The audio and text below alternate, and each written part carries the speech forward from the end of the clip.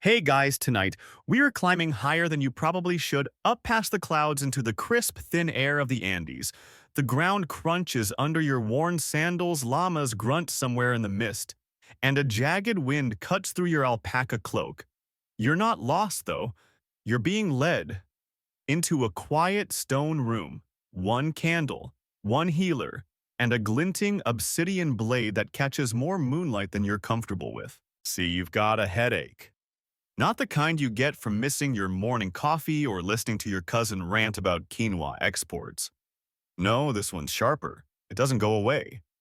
You blacked out last night during a ritual, or maybe during a brawl, honestly, hard to say. But now you're here, and the only cure is, well, someone is about to put a hole in your skull. You probably won't survive this. So before you get comfortable, take a moment to like the video and subscribe, but only if you genuinely enjoy what I do here. And hey, while we're at it, post your location and local time. I love seeing where you're tuning in from around the world. Now, dim the lights maybe, turn on a fan for that soft background hum, and let's ease into tonight's journey together. You breathe slowly, trying not to panic, trying not to move as the healer runs a thumb across your forehead. It's calm strangely. There's chanting in the distance, low rhythmic. You're not strapped down because apparently the Incas believed in dignity during surgery. A quiet sort of bravery. You lie still out of custom, not force. Outside, the stars glimmer in a sky so cold it could shatter. Inside, the air is laced with crushed herbs, some you know like coca leaves. Some you don't like, a root that smells like pepper and death. Your head is shaved. That's the first step. Then the mark is made just above the temple. Always the same side for balance, or maybe because left-handed surgeons were discouraged. Nobody's written that part down. Historians still argue whether trepanation was for healing ritual or even punishment. Maybe it was all three. But here tonight, it's because of your headache, that pressure behind your eyes. They say they can let it out, literally. Through a hole. The healer whispers something you don't catch. Maybe a prayer, maybe a joke. And then the scraping starts. Now, pause your modern brain for a second. You're probably wondering how someone in the 1400s could even think this was a good idea. No steel, no anesthesia, no antiseptic, just hands, stone tools, and hope. And yet, they did it. A lot. Archaeologists have found thousands of Incan skulls with trepanation holes. Some are perfect circles. Others are more like keyholes or rough rectangles. But they're clean. Intentional. And shockingly, a huge number of them show signs of healing. As in, people didn't just survive these surgeries, they lived long after. One theory says the Incas learned trepanation through brutal necessity. Living high in the Andes meant plenty of falls battles, concussions. When your cousin drops a rock on your head during a llama race, something's gotta give. And here's the kicker. Incan survival rates for trepanation might have been better than European battlefield surgeries centuries later. Like way better. Some studies suggest over 80% of patients survived. Meanwhile, Civil War surgeons were out here winging it with rusty saws and whiskey and wondering why everyone kept dying of gangrene. There's something eerily comforting about that. Like maybe, just maybe, they knew what they were doing. You can feel the coolness of the obsidian scraping now. It's not hacking, not gouging. It's slow, deliberate, like sanding a fragile bowl. Every few minutes, the healer stops to check the color of your skin, the shape of your breath. You'd call it bedside manner if you weren't trying so hard not to throw up. And then the pressure lifts. It's subtle at first. A strange, warm release, like a valve opening in the deepest part of your brain. Your arms twitch. Your ears ring. But the headache, the deep drilling throb, it softens. It really does. You blink. You're still here. The healer's eyes meet yours. No celebration, no high five. Just quiet.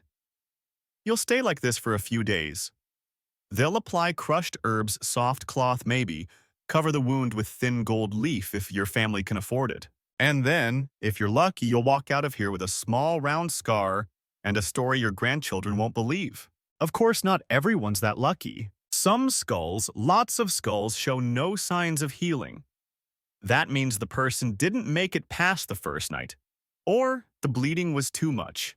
Or the spirits, as they'd say, were simply not willing to return. But that's tomorrow's worry. Tonight, under the cold Andean stars, you breathe. The fire crackles beside you. Your head is lighter. You don't know if you're cured or changed or cursed, but the pain is gone. And that's enough. You wake up wrapped in rough spun cloth, your head lightly bandaged, a smell of smoked herbs and damp soil clinging to the air. Everything feels quieter. Not just your thoughts, but the mountains themselves, like they've stepped back to let you rest. The pain hasn't returned yet. You think about that obsidian tool, its edge thinner than glass, sharper than a scalpel, and somehow, despite all odds, it didn't kill you. Instead, it opened you. The healer's voice murmurs near the doorway. Someone brings in a pouch of coca leaves and a gourd of thick, bitter tea that tastes like moss and lightning. You sip slowly. Your mouth's dry, your tongue heavy, but your mind clearer than it's been in weeks. Maybe that's just the head trauma talking, or maybe it's real. You glance over to the corner of the room where the surgeon's tools lie waiting, still gleaming. You'd expected something primitive, but there's a strange refinement to it all. The obsidian isn't just a rock. It's been shaped, smoothed, polished to a lethal shimmer.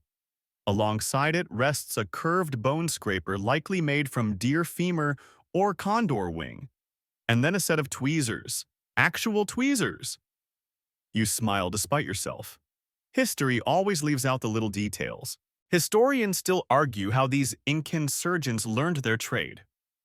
Trial and error passed down in secret lineages, or maybe some whisper through divine visions brought on by coca and trance. All we know is that their hands were steady, and their success rates by ancient standards were shockingly high. Stone tools, sure. But this wasn't some brutal hatchet job. This was surgery. Actual deliberate surgery. The kind that required patience, technique, and an understanding of anatomy that nobody expected them to have. Take obsidian, for example. It's a volcanic glass common in the Andes. And when fractured right, it forms edges hundreds of times sharper than modern steel scalpels. So sharp, in fact, that today's neurosurgeons have experimented with obsidian blades for ultra-fine incisions. Yep, the same stuff your ancestors used. Your brain might be modern, but your tools, vintage. You close your eyes trying to picture the first time someone realized obsidian could cut through flesh so cleanly. Not out of cruelty, but curiosity or desperation. Maybe there was a child with a swollen skull, or a chieftain whose mind began slipping after a battle. And someone brave, terrified maybe, but brave, decided to help. And help meant scraping a window into the head. And it worked. Not always, not often, but enough. Enough to become tradition. In fact, it became so common that some skulls show multiple trepanation holes. We're talking 3, even 4. And the bone healed around each one. Like a badge of survival. A literal head of experience. You can't help but imagine these people as walking miracles, carrying memories, trauma, and battle scars that went deeper than skin.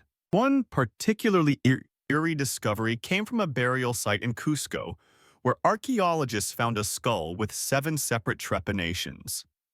7. As if the man had returned again and again, trusting that blade more than the pain he carried. Some believe he might have been a healer himself. Others wonder if he was simply prone to head injuries, or maybe just really, really unlucky. Fringe theories suggest something weirder.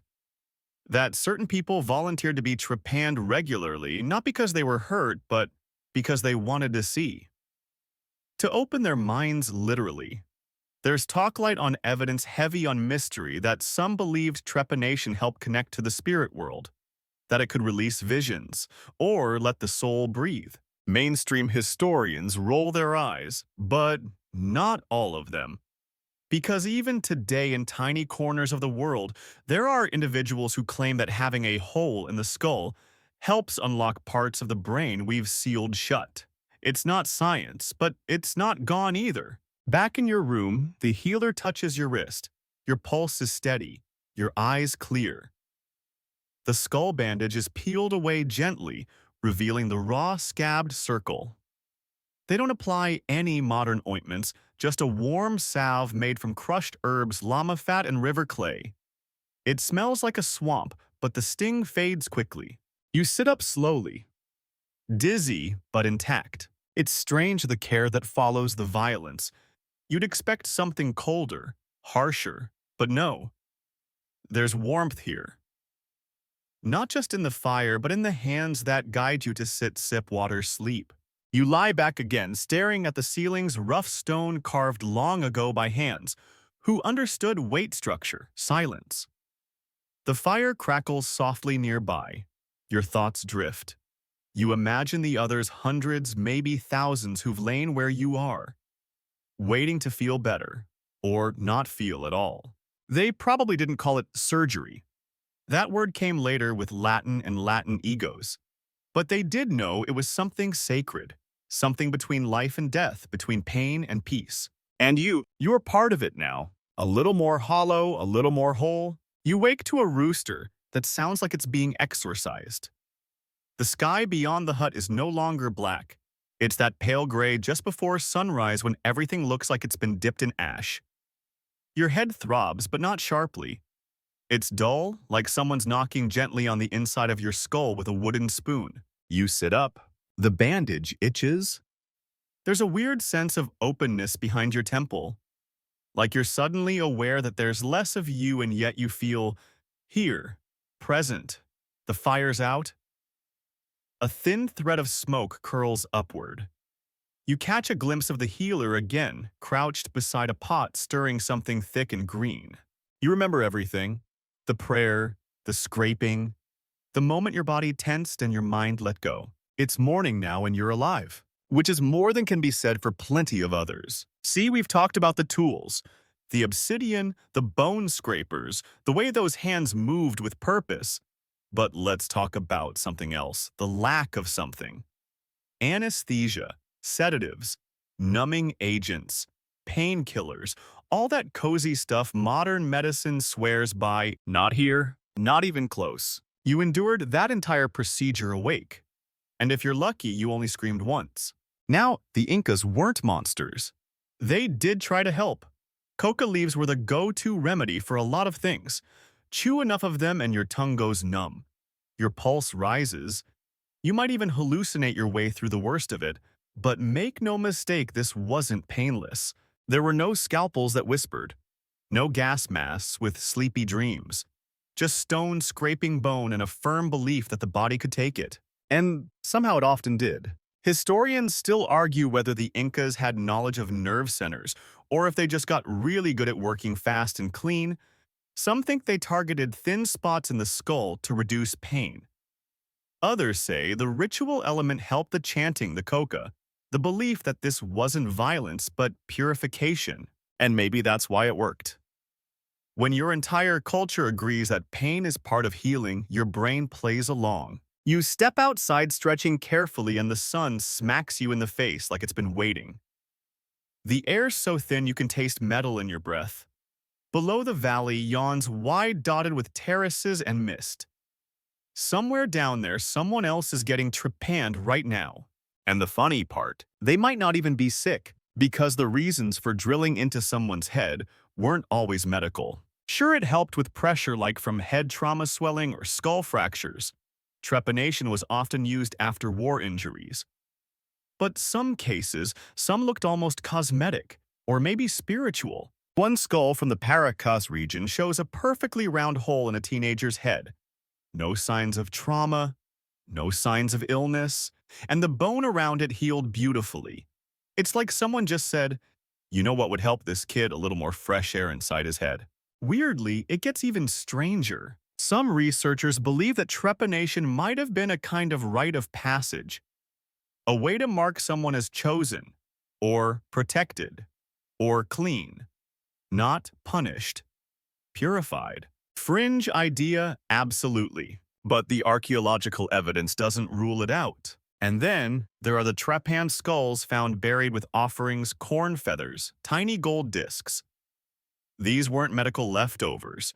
These were honored, revered, like the person became something else entirely once that circle was carved. Which brings us to one of the darker debates. Some believe that trepanation wasn't always voluntary. Think about it. If you're the village outcast or the shaman believes you're cursed, what's the quickest way to let the badness out? That's right. Drill a hole, and if you die well, maybe the evil left with you. That idea still makes scholars squirm, because it muddies the narrative. We want to believe the Incas were either brilliant healers or mystical seers, not opportunists poking holes in people they didn't like. But real history, it's messy, just like the blood on that first trepanned skull. Back in your hut, the healer finally speaks to you directly. You'll feel different, they say. Wrapping something in cloth, don't be afraid of it. And you do feel different. Not just the pain, but the way sounds reach you. The way sunlight filters into your skull like it's got more room to bounce around. You were cracked open and now the world echoes inside you. That afternoon, someone brings you a gift. It's a small charm and amulet shaped like a spiral. They press it into your hand and nod solemnly. You don't ask what it means. You just clutch it tight and listen as a hawk cries overhead, sweeping down through the mountain airs like it knows something you don't. Later, you hear another patient arrive. This time it's a warrior. His face is bloodied, his helmet dented. He's unconscious but breathing. They start prepping him right away. And you're the one now sitting upright, watching, understanding. Maybe you'll stay a few more days, maybe longer. But something's opened, and it's not just your head. It's your place in something older than language, older than fear. You spend the next 2 days wrapped in quiet. The mountains breathe with you. The llamas clop past now and then. And every so often, the healer checks your wound not with panic, but with something closer to pride. A gentle hand brushes your forehead, rewraps the linen, dabs a dark sap into the edges of the scabbed circle. You're healing fast, they say. As if you've done something noble. As if surviving a hole in your head is a kind of honor. And apparently, it is. By your 3rd day upright, they let you walk out to the slope behind the hut. There's a stone bench nestled between wildflowers. From here, the view stretches over steep terraces and dizzying cliffs, all cut by footpaths that look too narrow to be real. But you're not alone. There's another man sitting near the edge, his head shaved close, and yep, there it is, a scar that curves like a thumbprint behind his left ear. He nods at you like you're part of a club now. And maybe you are. He points down to the fields where children run barefoot across woven grass mats. 3 of them have been cut, he says softly. 2 made it. You don't know how to reply to that, so let's zoom out. Because you're not the only one who's been through this, far from it. Archaeologists have uncovered entire collections of trepanned skulls, hundreds in a single site. One excavation near the Incan capital of Cusco revealed a burial pit with over 400 skulls, showing signs of trepanation. Rows of them. Different ages, both genders. Some with clean, healed openings. Some mid-procedure as if time ran out halfway through. And here's the kicker. Modern studies suggest that Incan trepanation had better survival rates than similar surgeries in 19th century Europe. Let that sink in. These mountain people without steel, without microscopes, without textbooks, managed to keep more patients alive than battlefield doctors using forceps and top hats. Historians still argue how this is even possible. Was it the technique, the tools? Or maybe just fewer infections thanks to open-air procedures and antimicrobial herbs? One thing's for sure, they weren't just trying stuff. They had patterns, styles, preferred entry points. Trepanation holes weren't random, they were placed with care. And get this, over time, the techniques improved. The earliest skulls often showed jagged holes, with little evidence of survival. But centuries later, the edges get smoother, cleaner. and the bone grows back, clearly showing the patient lived for years afterward. That's not guesswork. That's data. That's thousands of skulls telling the same story. They figured it out. Even the tools evolved. What began as scraping with rough-edged obsidian became more refined. Rounded blades, controlled friction, less force, more finesse. Imagine the training. Young apprentices watching the masters, practicing on animal skulls, or worse than those who didn't survive the first attempt. You don't become a master trepanier overnight. That title probably took a lifetime, and a whole lot of trust. There's a theory, half academic, half whispered, that healers used sound to guide them, that the tone of the skull changed as they scraped. A dull knock here, a sharp one there, like tapping a watermelon to know if it's ripe. Creepy a little, but effective. Apparently, yes. You think back to your own procedure, the rhythm of it, the way the healer paused every few strokes, tilted their head, listened. Maybe they were tuning into something ancient, something your modern brain with its apps and earbuds and podcasts can't quite process. That night you eat with the others soft maize grilled tubers, some kind of river fish you can't name. No one mentions your wound. No one has to. It's just there, a mark, a sign. One old woman clinks her gourd against yours in a kind of toast. You wonder if she has a hole in her head too. Probably. But it's not a mark of shame here. It's not a scar to hide. It's survival, it's status. And sometimes it's art. Because, believe it or not, some trepanned skulls are decorated, painted, polished, patched with gold or stone. Not as trophies, but as tributes. As if saying this person didn't just live, they became something more. One skull found near Lake Titicaca was carefully engraved around the hole with tiny concentric circles like ripples in water. Another had a fragment of turquoise embedded in the opening. Maybe it was symbolic, maybe it was protective, or maybe it was just beautiful. Fringe researchers suggest it was a kind of map, that the shape and placement of each trepanation reflected constellations' spiritual energies or lunar cycles. There's no hard proof of that, of course, but you can't unsee the elegance once it's pointed out. And tonight, as the stars bloom over the Andes and the cold wraps tighter around your bones, you feel a strange calm. You've survived something old, something sacred, something that shouldn't have worked but did. And maybe that's the magic of it. The wind comes colder tonight. You feel it press gently against the cloth over your head, like a reminder you're not the same as you were. You're marked now, not just in the flesh, but in the way you see the world, in the quiet places of your mind that feel aired out.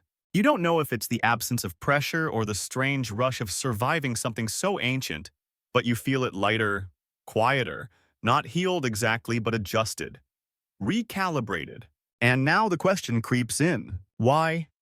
Why go through all this? Why would a culture routinely carve holes into the skulls of its people? Well, let's start with the obvious answer: to save lives. Many trepanations were likely performed as a direct response to head trauma, battle wounds, false blunt force injuries. Life in the Andes wasn't gentle. You've got steep terraces, slippery rocks, and the occasional ceremonial brawl. Skull fractures weren't rare. And when pressure builds inside your skull, bad things happen. The brain swells, blood clots. Your speech slurs, your sight blurs, your whole body starts glitching. In the absence of modern brain scans or burr drills, the Inca had rocks and willpower. But here's the twist. The survival rate wasn't just decent, it was weirdly good. So good that scholars still scratch their heads. One excavation revealed 66 skulls with trepanation, and over 80% of those showed signs of healing. Meanwhile, Civil War medics in the 1860s performed similar surgeries with steel tools, mind you, and had survival rates closer to 50%. Historians still argue whether the Inca had some unknown antiseptic trick. Was it the coca, the mountain herbs, or were their patients just stronger? more accustomed to pain, more spiritually aligned. Or maybe the biggest difference was this: they didn't rush. Trepanation wasn't a panic move. It was a ritual, a process. You didn't just lie down and hope for the best, you were prepared. Mentally, physically, spiritually. That brings us to the weirder theories. Because not every trepanation happened after trauma. Some skulls are pristine, no breaks, no dents, no infection. Just a hole carved carefully with signs of long-term healing. Meaning they were fine, until someone decided they weren't. That's where the theories branch out. One camp says these procedures were preventative. Maybe headaches were seen as omens. Or maybe a shaman decided someone was cursed and trepanation was how you let the evil out. Another theory that it was meant to release spirits. Some ancient Andean beliefs held that emotions and illness came from trapped energies, unseen. Forces knotted inside the body. Trepanation then was a literal venting process. You weren't just fixing the brain, you were releasing whatever darkness had set up camp in there. Some trepanned skulls have been found with tiny holes, not large enough to relieve pressure, but just enough to break through the bone, almost like piercing the veil. And then there's the elite theory. You see, trepanation wasn't always for everyone. In certain burials, only high-ranking individuals had evidence of skull surgery alongside gold jewelry and fine textiles. That suggests it may have been a privilege, a high-risk luxury, something reserved for those deemed worthy of divine attention. Fringe archaeologists whisper about altered states of consciousness. That maybe, just maybe, some Incan elites used trepanation to open their minds to enhance spiritual vision or deepen communion with the gods. Sounds far-fetched. Well, meet the modern trepanation enthusiasts. Yup, they exist. Starting in the 1960s, a handful of self-styled pioneers decided to revisit the idea of skull perforation, not for medical emergencies but for awareness. They claimed that having a hole in the head allowed better blood flow, improved creativity, or even spiritual awakening. One man, Bart Hughes, famously drilled into his own head with a dentist's drill in Amsterdam. He called it brain-blood volume enhancement. Others followed, believing that opening the skull could lead to higher states of consciousness. Science has not backed them up, at all. But the fact that anyone in the 20th century would even try it says something. Maybe we're not so different. Maybe we still crave what the Incas sought. Clarity, healing, access to something bigger than ourselves. Back in your mountainside hut, the healer wraps fresh cloth around your head. You catch a glimpse of a painted pot near the fire, its lid off the inside, smudged with a dark paste. You recognize the smell now. Herbs, ash, and something metallic, probably crushed stone. They hand you a shell cup filled with warm liquid. You drink. It's bitter, then sweet. Then your vision edges a little sideways, and you realize you're not supposed to walk for a while. You rest. And as your thoughts drift again into that floating space between sleep and memory, you wonder, what did they see, those people with open skulls? What passed through that circle of bone? And why does it feel like you're still waiting for the answer? You dream of feathers, not the soft floating kind. No. These are heavy, patterned in black and rust red, tucked behind ears, tied to staffs fluttering above altars made of stone and fire. The dreams smell like ash and river water. And something about ancient pulses behind your forehead like a drumbeat echoing inside the place where the blade scraped bone. You wake slowly, not frightened, just different. And that's when you hear it. A low chant rising in rhythm, not loud, not urgent, just steady. You shuffle to the doorway, still a little off-kilter from the herbal brew, and look down the hill. There's a group gathered by a ceremonial platform. Smoke trails upward. Something important is happening. Someone else is being healed, or purified, or chosen. You move closer, careful not to make noise, and find yourself watching a scene both quiet and intense. A young warrior lies on a bed of woven reeds. His forehead is already marked. Blood crusts at the corner of his brow, and his arm dangles limply, battle wound. Maybe a fall, maybe a sling stone to the head. The healer. Your healer works fast but not rushed. The obsidian blade flickers in the light. You watch, not flinching this time, as they make the first cut. The scalp is peeled back methodically, then comes the scraping. You know that sound now.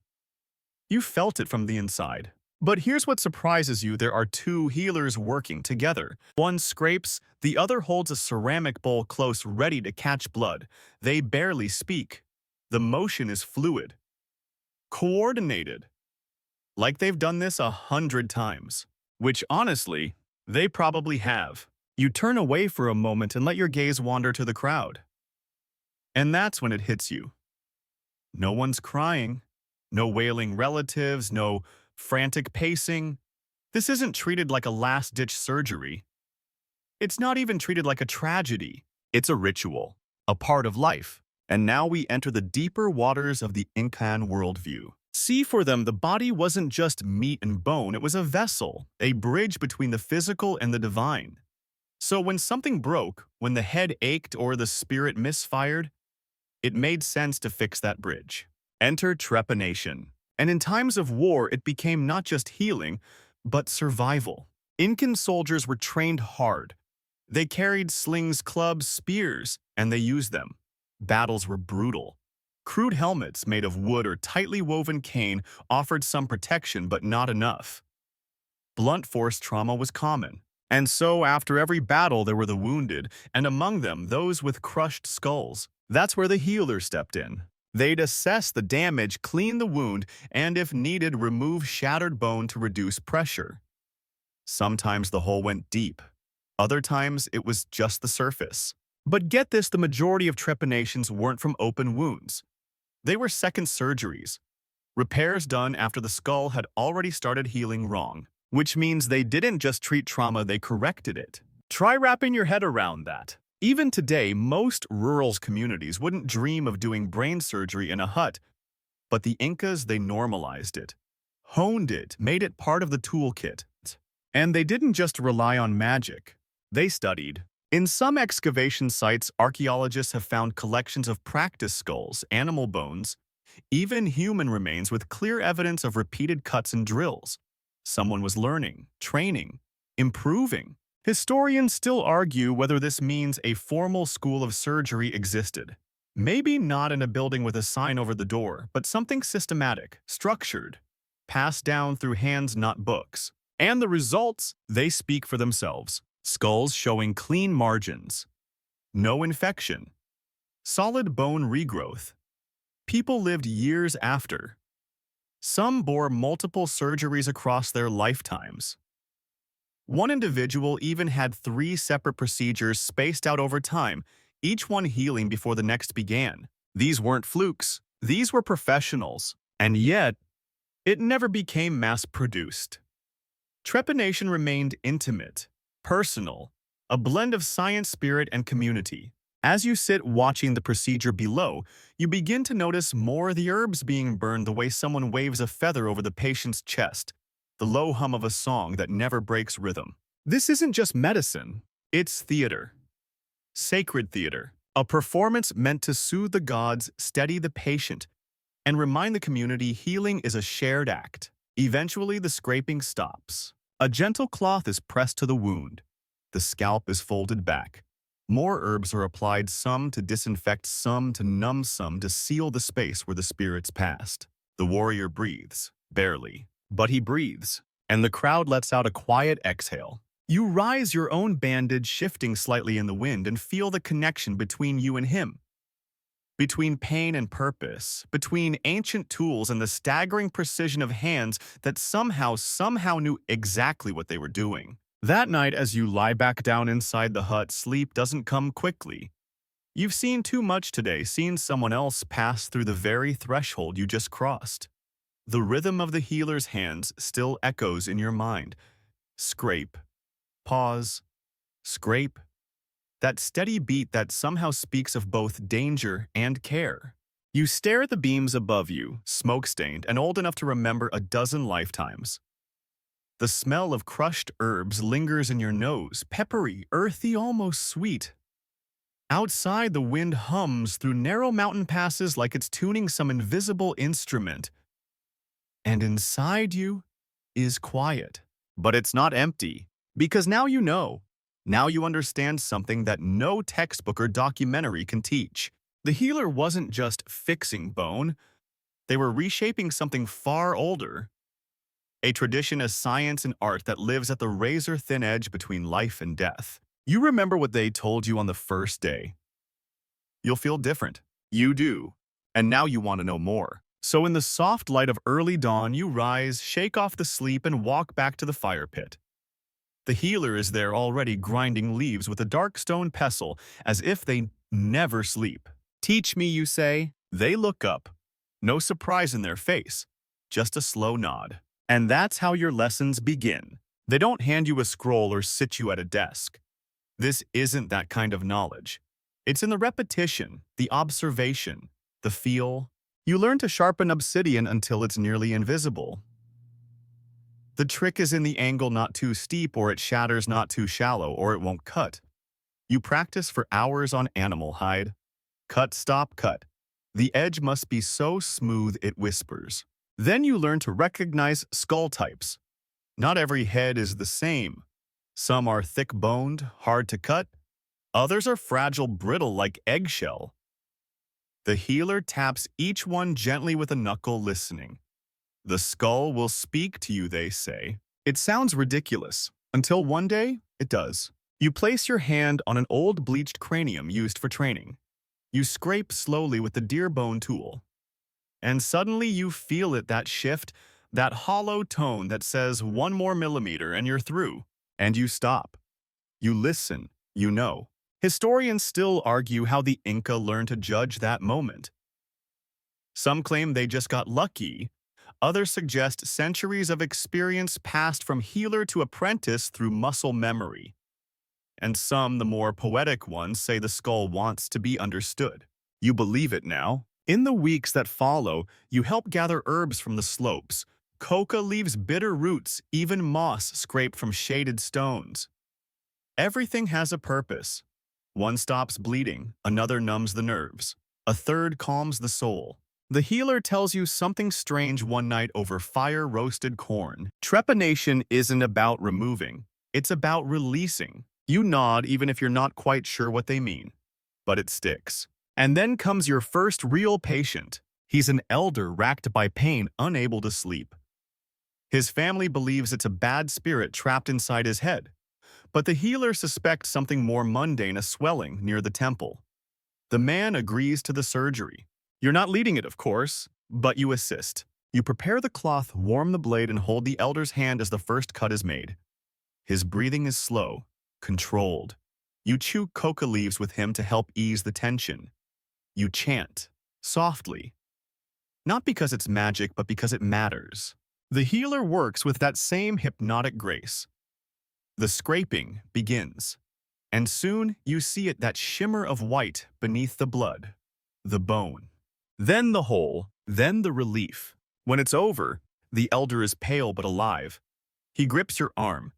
He mutters thanks you'll remember for the rest of your life. He'll heal. You helped. You sit outside that night staring at the stars and realize this isn't just ancient history. It's living knowledge, not locked in museums or tombs. It's passed from one pair of hands to another. You're part of it now. And as your own wound fades into scar, your mind opens wider. You see this world not just as strange or brutal, but beautifully precise. Nothing wasted. Every tool has a shape. Every scar tells a story. Even yours. The seasons shift gently. Here, not with roaring change, but with the subtle rearranging of clouds. A colder wind down from the peaks, and the sudden, sharp scent of rain before it falls. You're still here, still learning, and the days no longer pass in a blur of healing herbs and whispered prayers. They slow, they expand. You have a rhythm now. Mornings start with cleaning tools. Obsidian blades must be inspected for hairline fractures. One slip and a shard could splinter into a patient's skull. You handle them like glass teardrops. Sometimes they hum when you run water over them. Or maybe that's just in your head. Midday is for walking. You climb narrow paths to gather herbs, Chachacoma muna, the sharp pine of Huacatai. You've learned which ones grow best in the shadow of boulders, which only bloom after storms. Every leaf has a purpose. Every root has a story. And then in the evenings, if there's a patient you assist, sometimes it's a child, sometimes it's a warrior, and sometimes it's a quiet woman who's been hearing voices for weeks and swears she feels something crawling behind her eyes. You don't laugh, you listen, because by now you've learned that pain is not just physical. And trepanation, despite everything, sometimes seems to help the unseen too. And here's where things get even stranger. Because trepanation. It wasn't just happening here. As the healer unrolls the cloth one afternoon and shows you a different kind of skull, one not from these mountains, you realize you're staring at a connection across continents. The hole in the bone is similar. The shape, the smoothing, the signs of survival. But this skull, it came from across the ocean. Because trepanation wasn't an Incan invention. Not even close. Historians still argue where it started. Some say Mesopotamia, others say sub-Saharan Africa. Still others argue for Neolithic Europe, where skulls dated as far back as 7,000 years ago show clean, deliberate holes with evidence of healing. In France, a site called Ensisheim held multiple skulls bearing trepanation scars. In Ukraine, they found others nearly just as old. And in Africa, Kenya has yielded skulls with similar signs, scraped, not smashed. Every culture seems to have discovered it independently, which is wild. Because how do dozens of disconnected civilizations all come up with the same bizarre idea? Some believe it was necessity. Head injuries were universal after all. So were headaches, seizures, spiritual crises. If something bad was trapped inside the skull, the answer eventually was to make an exit. Others think it was observation. Maybe someone noticed that a wounded man who'd suffered a scalp injury that cracked open the skull started to feel better after. Maybe that moment sparked a tradition, or maybe it was intuition. The same way every child draws a circle for the sun, or a face, or a drum. Perhaps trepanation is humanity's most primal attempt to fix the unfathomable, to touch the mind, to open the door. Your healer tells you the story of a traveling shaman who once visited from the Amazon. He claimed his people didn't do trepanation, but they dreamed about it. They believed birds carried secrets in their beaks and delivered them through the crown of the head while one slept. He wore feathers. You liked him immediately. Fringe researchers today obsess over this overlap. Why would the same type of surgery emerge in cultures thousands of miles apart? Some say aliens because, of course, someone always says aliens.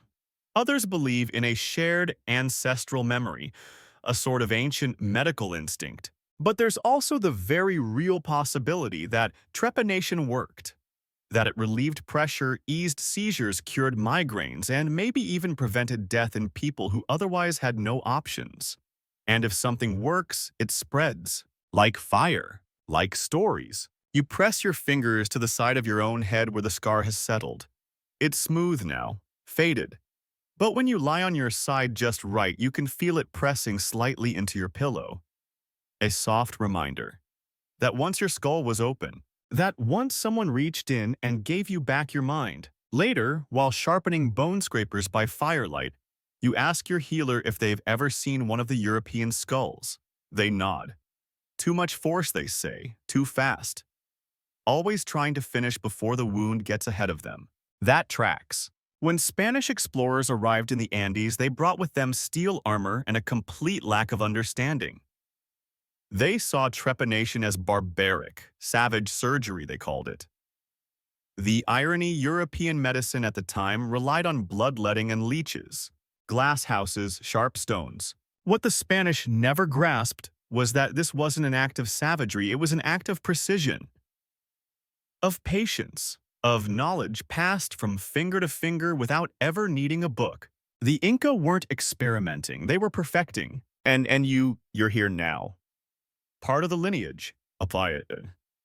The knowledge is in your hands. Your heart, your breath, your bones.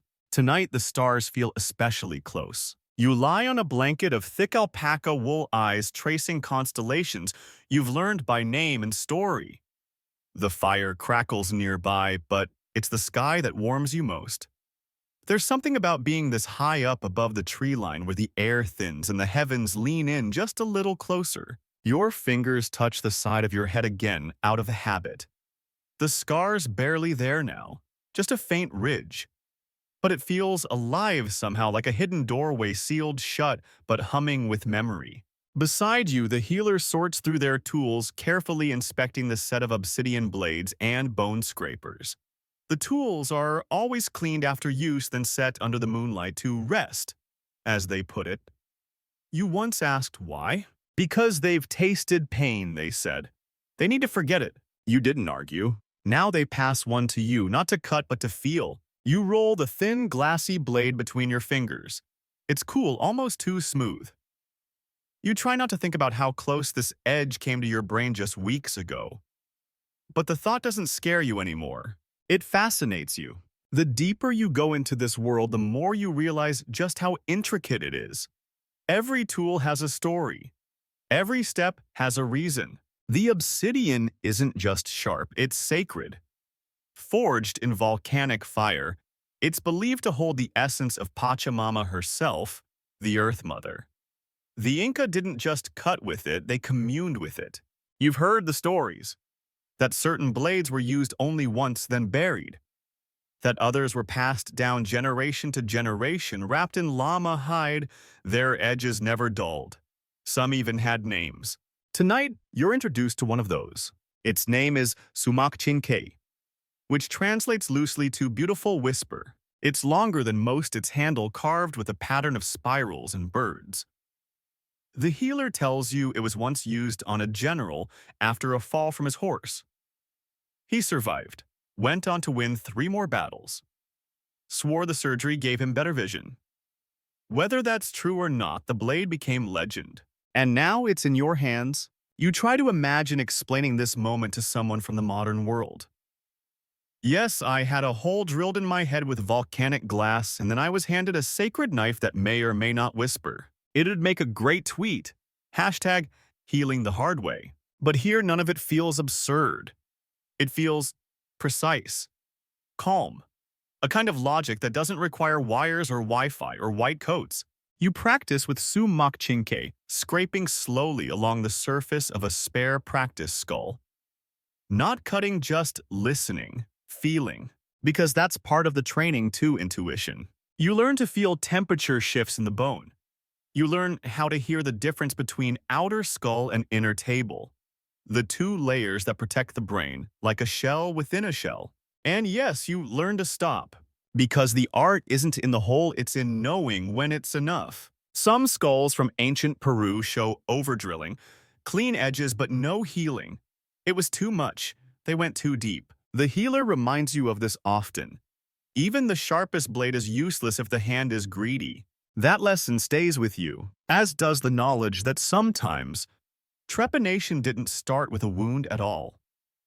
It started with a belief, because among the Inca, not all illness was visible. Some headaches were caused by bad spirits, some fevers by a soul trying to escape, and some madness that was just the mind cracking under pressure. So when someone came saying they couldn't sleep, or they were hearing voices or seeing flashes of light, trepanation wasn't a punishment. It was an invitation to release the pressure. And maybe that sounds wild, but even today, neurologists use similar concepts. We call them decompressive craniectomies when the skull is open to relieve swelling from trauma or stroke.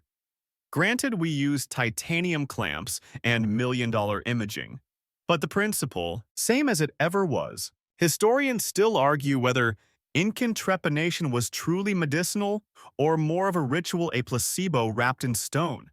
But when you look at those healed skulls, clean circles, regrown bone, no signs of infection, it's hard to call it anything but effective. You look up again. The stars haven't moved, but your perspective has. You're not just surviving anymore, you're learning, becoming. And tomorrow, you assist with your first full procedure. Not just holding cloth, not just watching. You'll scrape, you'll open, you'll listen. And with each whisper of the blade, you'll carry forward a tradition far older than books, older even than fear. Because healing, you now understand, isn't always about science. Sometimes it's about trust. You don't sleep that night, not from fear. That's gone. No, tonight it's anticipation. Because tomorrow you step beyond the threshold. You won't just watch anymore. You won't just pass tools, whisper prayers, or hold someone's hand through the haze of coca and agony. No, this time you will scrape. You will touch bone. You will cross that final line between apprentice and practitioner. The fire crackles beside you. The stars begin to fade, pulled back behind a violet veil of early dawn.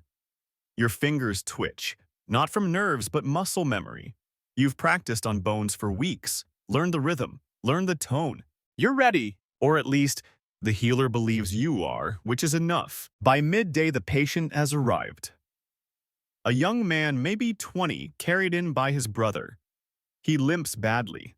A jagged bruise blooms across his temple. He fell, the brother explains, eyes full of guilt. Slipped off the terrace. The symptoms are classic nausea-slurred words drifting in and out of awareness. The healer checks his pupils, listens to his breath, nods once. The pressure is building, they say. That's when they hand the blade to you. Sumak chinke. You cradle it in both hands like a relic. Its edge gleams, washed clean, dried under moonlight. You've held it before, trained with it, but this time it means something. You don't speak, just breathe, slow, steady. The healer begins the preparation. The young man's head is shaved, the spot marked. Coca leaves are offered to his lips. His breathing calms.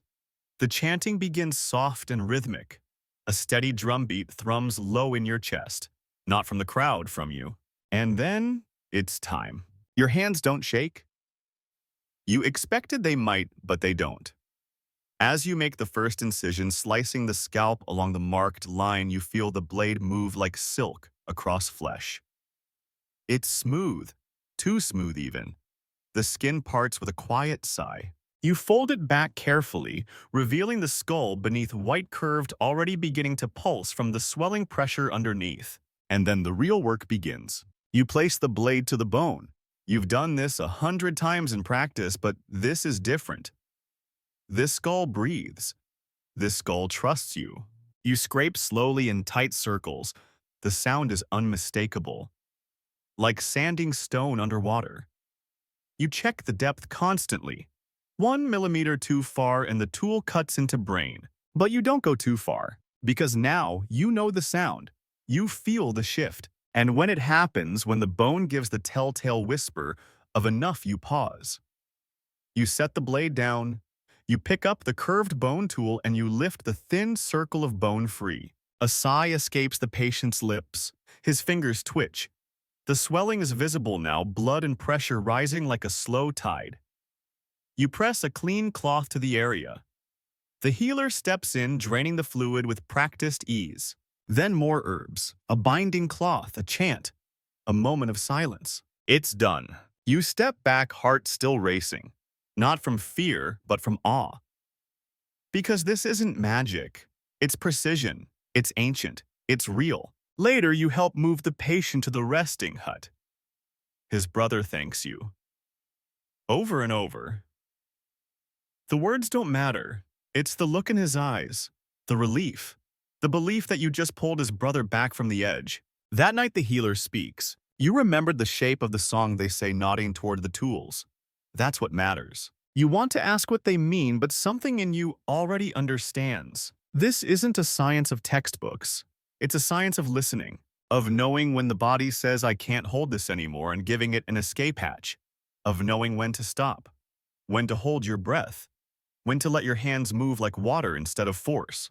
Historians still argue whether ancient healers like you had true anatomical knowledge or just ritual instinct. But you know now it was both. They learned by doing, by failing, by listening to skulls long buried. And eventually they learned to succeed, over and over again. And here you are, centuries later, scraping bone and rhythm with ghosts. That night, as you clean Sumak Chinke under the moonlight, you hear it again, that soft hum. Maybe it's the wind. Maybe it's your heartbeat. Or maybe the blade really does remember every soul it's touched. You wrap it gently in its cloth. Whisper thanks. Then sit beside the fire and let your eyes fall closed. Not because you're tired, but because you're full of memory, of knowledge, of lightness. And somewhere behind your healing scar, something new pulses. Not pain, not pressure, just clarity. You don't realize how much your body has changed until the first time someone calls you healer. It slips out naturally, said by an old man with rheumy eyes and a voice like gravel.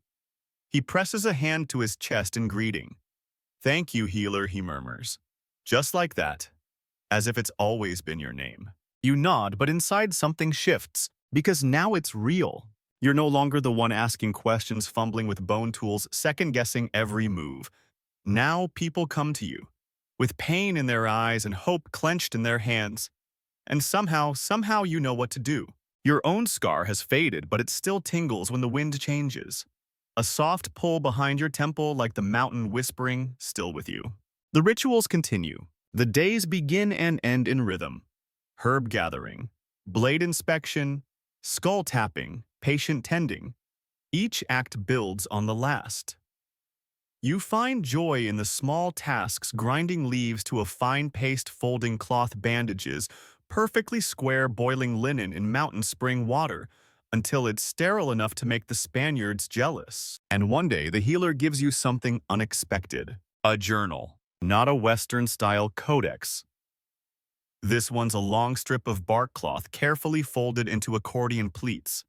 On it are charcoal sketches, strange diagrams of skulls with circles marked out like constellations. Each symbol a case, each mark a memory. You run your fingers over it. There are dozens of entries, all anonymous, all dated only by season and moon cycle. But you can tell this is a record, a quiet library of bone and blood. And now you get to add to it. Your first mark is simple, a crescent moon, a tilted skull, a single smooth circle. The patient survived.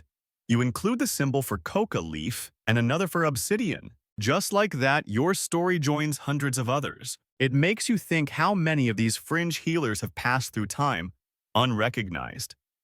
Their names, forgotten, their patients buried with honors, their tools now rusting under soil and silence. Historians still argue whether Incan healers were true surgeons or just high-functioning shamans, whether the survival rates were the result of real technique or just good mountain air and luck. But you've seen it up close now.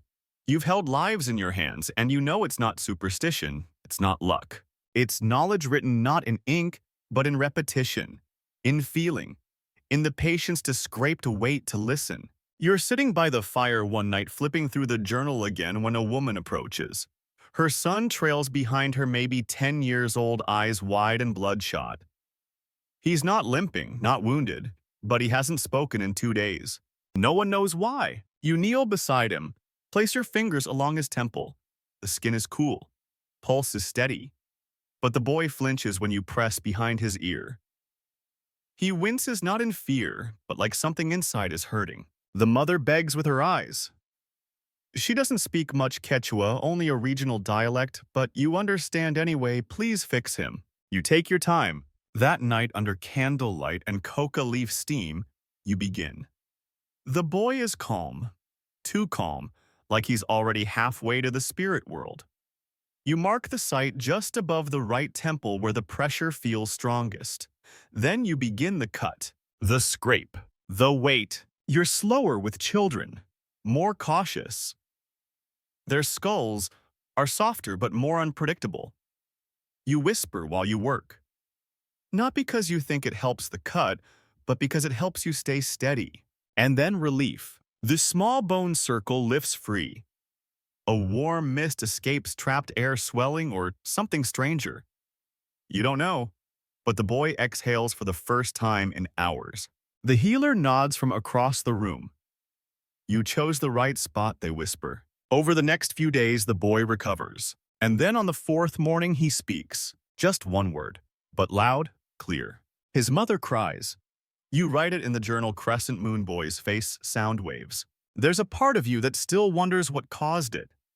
brain swelling, an unseen injury, a trapped fever, and there's a part of you that doesn't need the answer. Because the hole worked, the boy returned. Sometimes that's enough. That night you lie back under the stars again, the journal tucked beside you like a second pillow.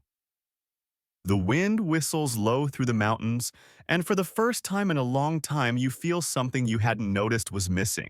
Peace, not just from your own healing, but from the act of healing others. Trepanation is strange, harsh, precise. It's not pretty, it's not clean, but it's honest.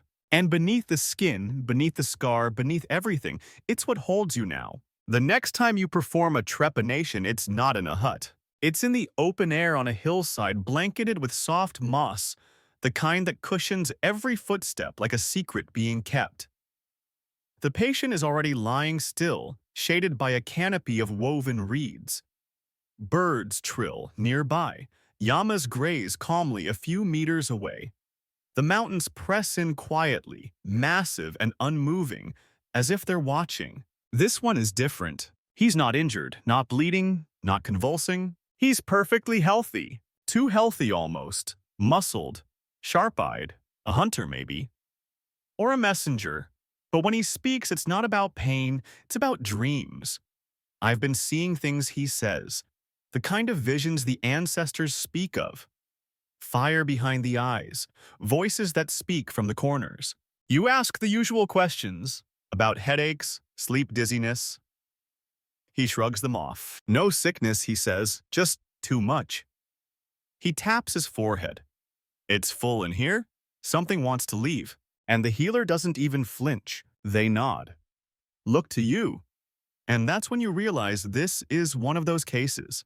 You've heard of them, quietly, in whispers by the fire. Ritual trepanation. Not for injury, not for swelling, for release. Historians still argue whether such procedures were real or just myths. Trepanation, as they say, was practical relief for physical trauma, not spirit journeys. But those historians never met this man. Never saw the certainty in his eyes as he lies back willingly, arms crossed over his chest, a soft chant on his breath like a song he's known for lifetimes. You prepare the blade. The wound is marked not where a blow might land, but along the crown of the skull. High, symbolic. A place no healer would choose unless the intention wasn't pressure relief, but passage. The cut is quick, familiar now. You barely think about the steps, just feel them unfold through your fingers. The scraping takes longer. This part you go slow. Not because of the bone, but because of the meaning. Every pass of the obsidian whispers something back at you. You find yourself breathing in rhythm with the patient, your own thoughts slipping into a quiet that feels not entirely your own. And then the moment comes. The circle of bone lifts. There's no rush of air, no swelling to drain. Just a strange stillness, like the mountain holds its breath. Like you do too. The man doesn't cry out, doesn't tremble. His eyes flutter, then open, then close again slowly. And he smiles. You did it, he says, voice soft. It's quieter now. You dress the wound carefully as always. Press cloth to bone. Add the herbs, the binding. But the whole time you're not thinking about infection or inflammation. You're thinking about what just left. Because you felt it. You can't explain it. But it was there. Something passed. You don't speak of it that night. Not aloud. The healer says nothing either. Just places a hand on your shoulder as the sun dips behind the cliffs and the shadows stretch long across the terraces. That evening you sit by the journal again, ready to sketch your mark. And this one's different. Instead of the usual symbols moon skull herb, you draw an open eye. Not wide, not frightened, just open. Then a spiral curling upward. A symbol not of medicine, of transformation. The next day you begin asking quiet questions. How often do people come like that, not broken, not bruised, just full? And the healer answers simply, more than you think. That's when they show you a hidden section of the journal. Folded between the usual records, there's a section of marks that don't follow the same format. No injuries listed. No causes. Just symbols, eyes, flames, spirals, birds. These are the ritual ones the healer says. We don't speak of them much. You study the pages. There are dozens, each one marked by a single circle at the crown of the skull, just like the man yesterday. Each one followed by a word you don't recognize. You point. What's that word mean? The healer leans in, smiles faintly. Concha. It means illumination. Fringe researchers today struggle to categorize these cases. They call them non-therapeutic trepanations or suggest that they were failed attempts to cure psychological illness. But none of those labels feel right to you now. Because this wasn't about fixing something broken. This was about letting something go. You close the journal. Outside, the wind howls softly over the peaks. Somewhere in the darkness, a drum begins to beat, not frantic, not ceremonial, just steady, like the scrape of stone on bone, like memory, like truth, like light breaking through a window that was always meant to be opened. The rains come hard and fast this season, not with thunder, but with a long, drenching quiet that soaks the mountain paths and turns every footstep into a squelch. Clouds move like wet wool, heavy and slow, brushing the tips of the terraces and swallowing the peaks completely. You keep your tools near the fire now, wrapped in llama hide blades nestled in bone-handled sheaths, safe from moisture rust, and the ghosts that creep in when it's dark too long. It's during this stretch of rain that you first meet the Spaniards. 3 of them. Boots too clean, armor too loud. One carries a scroll, another a cross.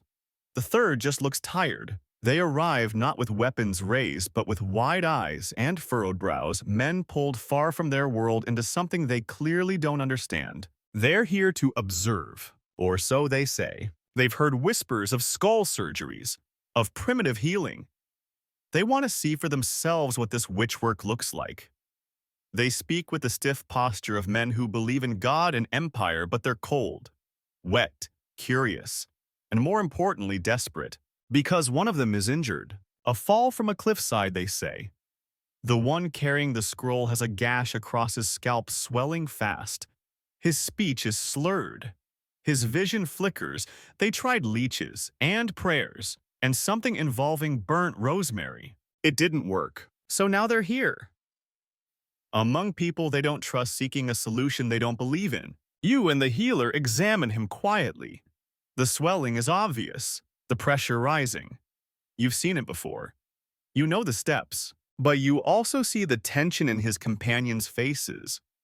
Disgust barely hidden. Fear disguised as arrogance. You would cut into his head, one asks. Without any tools, you don't answer. The healer simply unwraps the blade. Sumak chinke. The Spaniards flinch at the obsidian glinting in the firelight. No steel one murmurs. No surgeon's knife. Again, no answer. Only a glance to the injured man who, despite his delirium, nods weakly. He wants the pain gone. He wants the pressure gone. He wants the voices to stop whispering behind his eyes. And so you begin. The rain taps gently on the thatched roof as you work. The scalp is already split, less work for you. You clean it, press herbs around the site, and begin scraping. The Spaniards watch, their faces a mix of horror and awe. One whispers to the other in broken Quechua, as if unsure if what they're witnessing is medicine or blasphemy. You stay focused, because Bone doesn't care about politics. The circle lifts after 25 minutes. The relief is immediate. The man's eyes clear. He exhales with a shudder, and his shoulders fall as if someone's untied a rope from around his neck. You close the wound. Bandage, herb paste, linen, silence. And then the question comes. How? One of the Spaniards asks. You don't know how to answer that. You could explain the blade, the skull layers, the swelling, the herbs, but those are just parts. What they're really asking is, why does this work when ours doesn't? Historians still argue about this exact moment. About whether Spanish explorers ever truly witnessed Incan Trepanation firsthand, or if the stories were second-hand, twisted by confusion and cultural fear. But you're living it now, and you see it in their eyes, the shift. They came expecting blood and failure. They found silence and survival. Later, one of them asks to see your tools. Gently, almost reverently, He picks up a scraper, traces the curve with his finger, and mutters something under his breath. It's the closest thing to respect you'll ever get from a man in chainmail. That night, as the rain finally stops and the mist rises from the hills like steam from cooling stone, you update the journal. You draw the sigil for the foreigner. You mark the obsidian blade. You leave space blank where you might normally add a glyph of tribe or lineage or dialect. You simply write outsider. Then in the margin a spiral. Just one. Because something shifted today. Not just in a skull, but in a belief. The Spaniards leave the next morning quieter than they arrived. They take the wounded man with them, now upright. His bandage firm, his breathing steady. They don't thank you in words. But one of them leaves behind a small silver coin pressed into the stone near your fire pit. You don't keep it. You bury it. Under the journal. Under the blade. As a reminder. Not all things that shine are useful. And not all things that cut are cruel. The coin remains buried. You visit it sometimes, tracing the soil with your thumb. Not to retrieve it, but to remember. Not just the moment the outsiders came, but what they left behind. Not a tool. Not a word, but a look. A quiet, puzzled wonder in their eyes that whispered, maybe this isn't madness after all. You return to your work, but something has changed. You're not just a student anymore, not even just a healer. Now you're a keeper of knowledge, of ritual, of rhythm. Each case you take becomes a thread in the tapestry. The journal grows thicker. The symbols evolve. New ones appear, a cracked sun for one who saw visions before cutting. Twin birds for a patient who sang mid-surgery and woke up laughing. You invent markings where none existed because some stories don't fit the old glyphs. One day, the healer gives you a gift, not a tool, not a herb, but a question. What happens to the spirit, they ask, when the hole stays open? You stop, blink. The idea hadn't occurred to you. The skull heals, bone regrows. But what about those whose wounds never closed? You recall a case weeks ago now, a man with thin bones and slow healing. His trepanation site never calcified fully. He wore a cloth wrap for months. He reported strange dreams, not nightmares, not voices, just a feeling. Like I'm never alone, he'd said once quietly. You return to the journal, flip through older entries. A pattern emerges, a handful of glyphs marked with a small crescent inside the trepanation circle. You'd overlooked it. Open ones, the healer says, sometimes intentional, sometimes not. You think of the Spaniards again. Their iron helmets, their desperate confusion. They feared trepanation because it went inward. Their medicine always moved outward, cut the limb drain, the blood purge the humors. But this is an invitation, not to remove, but to reveal. The open skull patients. They're not broken, they're listening. That realization follows you for days. You begin asking new questions. Quietly, gently. One patient, a soft-spoken woman with a hollow laugh, admits to sensing wind changes before they happen. Another, a boy with a trepanation site that never fully sealed, can predict when someone is about to fall ill. Claims he feels pressure when people carry hidden pain. You don't record these claims as fact. You're not chasing myths, but still, you record them. Historians still argue whether trepanation had true spiritual significance beyond medical necessity. Many call these ideas romanticized. They want charts, data, cause and effect. But you're not here to convince them. You're here to feel. And what you feel is this: something remains.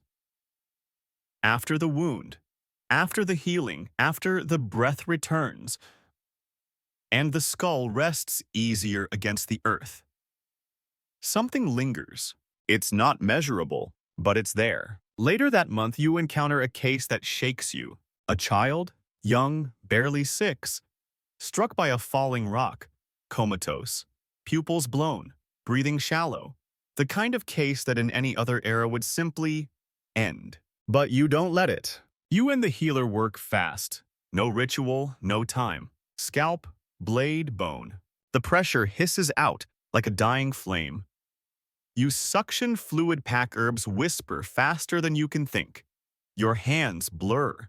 And then the child breathes again. No one speaks. You stay up all night by her side, and in the morning, her eyes open. Not wide, not afraid, just open, calm. She smiles at you not like a child, but like someone older than you will ever be. You write it down. The usual glyphs, the moon, the circle, the wound. But this time you add something new. A single leaf. Not for healing, for growth. Because now even you can feel it. This practice is not just preserving life, it's evolving, changing, adapting. You think back to that first cut, your own wound, the healer's whisper. You'll feel different. You do. But it's more than that now. You see different. You move different. You listen not just to bone or breath, but to something else. The pause in a word, the flicker of a gaze, the silence between heartbeats. You no longer treat only the skull. You treat the story inside it. And somehow scraping bone has made you gentler. Not softer, just clearer. Because when you touch the mind, when you open the place where memory, fear, and spirit meet, you can't help but change too. You wake to stillness. No wind, no footsteps, no birds. Just the quiet hum of the mountain holding its breath. A day like this only comes once or twice a season. Clear suspended like the world has paused to make space for something sacred. Today is your last day here. Not because you've finished. Not because you've stopped believing. But because the healer has told you gently, firmly, it's time to carry this somewhere else. You pack your satchel slowly. Not with clothes, but with blades. Not with food, but with bark cloth records. You fold the journal, all its symbols and spirals and scars, and bind it with twine and hope. It doesn't feel like an ending. It feels like a transplant. The healer waits for you at the edge of the path. They hand you one final object, a small polished disc carved from the bone of a condor wing. It's cool in your palm, lighter than you expect, and impossibly smooth. For remembering, they say. You nod. You don't say thank you. There aren't words for what this has been. As you step onto the winding trail down the valley, you glance back only once.